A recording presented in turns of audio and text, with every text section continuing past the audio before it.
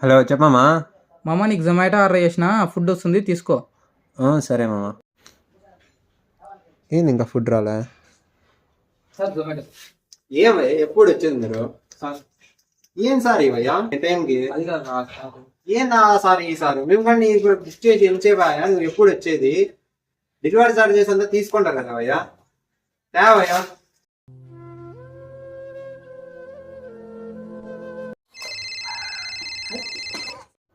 Hello చెప్పమ్మా. మామ delivery బాయ్కి 1500 ఎక్స్ట్రా ఇచ్చి పంపి. ఏంటికి లేట్ తెచ్చినాక?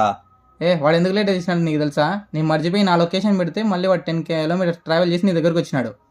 ఏమమ్మా ముందే చెప్పకూడదా? ఆత్రపడినానే. ఆయన చెప్పిండేది వింటే బాగుండేమో. ఎవరిని తొందరపడి ఓ మాట అనకండి. మాట అన్నాక వెనక్కి తీసుకోలేం.